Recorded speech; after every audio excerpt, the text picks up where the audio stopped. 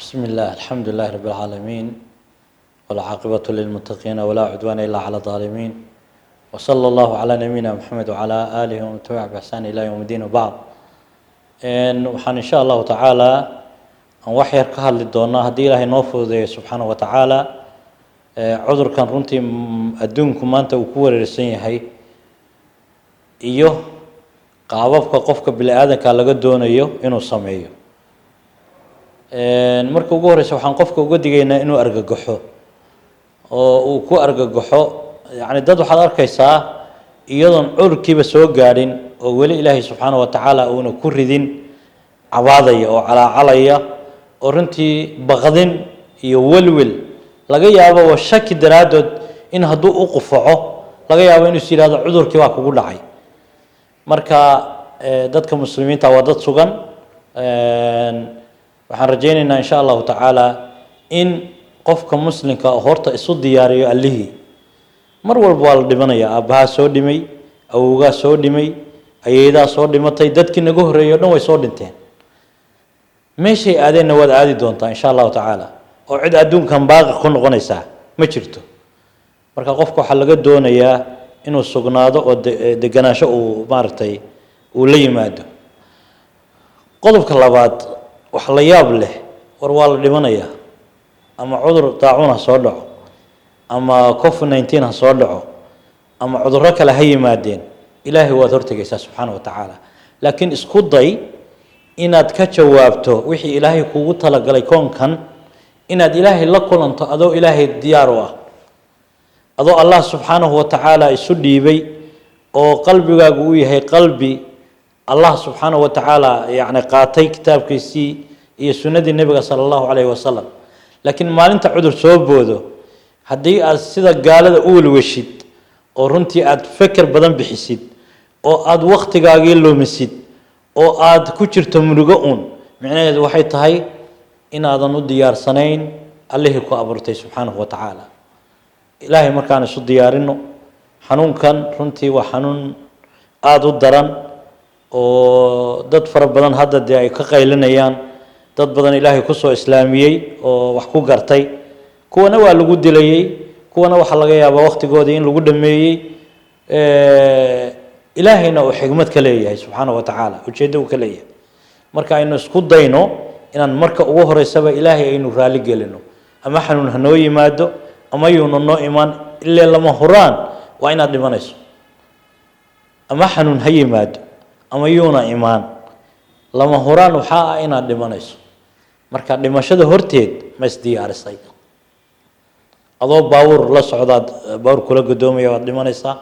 balaayo kalea kugu dhacaysa waad dhimanaysaa diyaarad baa kula dhacaysa waad dhimanaysaa yani waxyaalo badan oo qofka bini aadanka sababtiisa keeni karta ayaa jirta ilaahay wakhtigaagii hadduu dhameeyo waad dhimanaysaa xanuun hadduu kugu dhaco waa inaad dhimataa laga yaaba laakiin ma isu diyaarisay allah subxaana wa tacaala laakiin inaynu qaylino oo argagax ku noolaano oo sugnaansho la-aan aynu muujino taasu micnaheedu waxay tahay inaynaan dhimashada diyaar u ahayn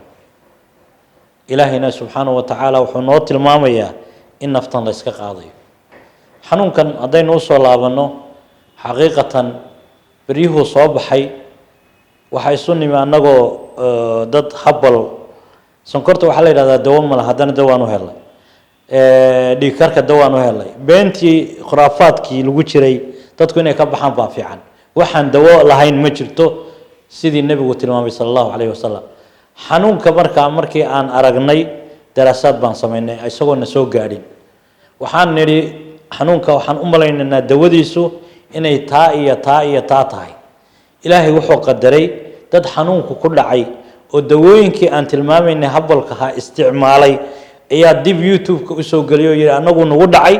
dawooyinkaasaanu isticmaalay ilaahay subxaana wa tacaala nuu naga badbaadiyay oo noo fududeeyey waxaanu go-aansanay inaanan degdegin oo xaqiiqatan aanan ka hor dhicin inta aanu dad lagu daweynayo wixii aan tilmaanay oo xaqiiq ay ka noqonayso ilaa maantana meeshii baanu taaganay ama london ha laga sheego ama maraykan ha laga sheego ama qof ha isticmaalo ilaa aan helo 10 qof oo tijaabo ah oo allah subxaana wa tacaala uu ku daweeyo waxaan rabnaa inaanan ku dhawaaqin waxa anagu aanu hayno sababtoo qofka waa inaad marka hore ogaataa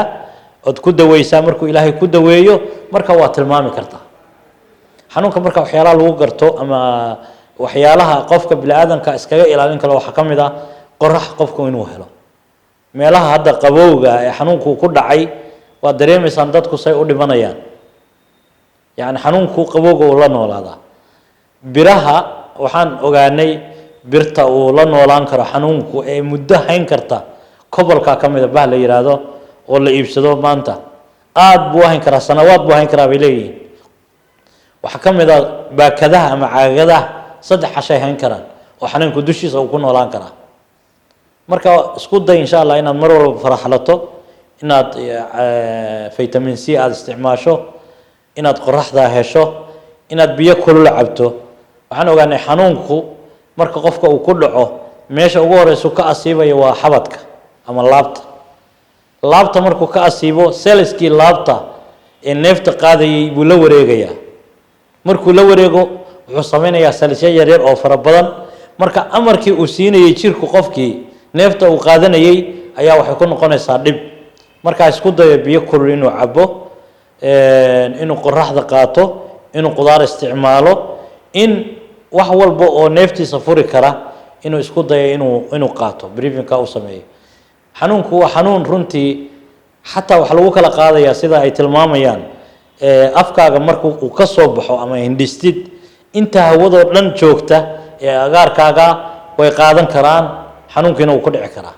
marka siday tilmaamayaan dadkii hadda baaritaanka ku jiray waa in qofku isku dayaa inuu masar ama wax qaato oo uu ku hindhiso oo uu saaq dadka bini'aadanka isagana ugu sii gaarsiin marka walaalayaal haddaynu muslimiin nahay aynu isu diyaarinno allihiina abuurtay waa hortegayna ama covid-19 ha yimaado ama daacun ha yimaado ama musiibo kale ha timaado ilaahay subxaanahu wa tacaala waad hortegaysaa xaqiiqatan ilaahay waad hortegaysaa waxaan wadi doonaa insha allahu tacaala baraarujinta inaan wadnaan isku daynaa oo marba qayb aan ka soo dhigno oon qayb u diyaarino dadka laakiin waxaad ogaataa war muslim baa tahay ilaahay baa ku abuurtay ilaahay baa koonka ku keenay ilaahay baa garaadkan iyo caqligan iyo maanta waxaan aad ku baqayso ilaahay baa ku siiyey allihii ku siiyey isku day inaad dareento inaad ogaato ilaahay subxaanahu wa tacaala maanta intee ilaahay ogeyn oo intaan xanuunkan soo bixin filamaan bay geli jireen ciyaaro iyo waxbay ku mashquulsanaayeen salaadii ilaahay oo loogu yeerayaa laga yaabaa inuu maanta kaga mashquulsan yahay ciyaar caawa dhacaysa laakiin allah subxaanahu wa tacaala maanta markuu xanuun keenay inaad boodboodo qayliso dee waa inaadan diyaar ahayn ilaahay u diyaar garow inaad ilaahay la kulmayso kulankaaga ilaahay aad la kulmaysana ka dhig mid ilaahay subxaanahu wa tacaala uu raalli ka yahay wabilaahi towfiiq wasalaamu calaykum waraxmat ullahi wabarakaatu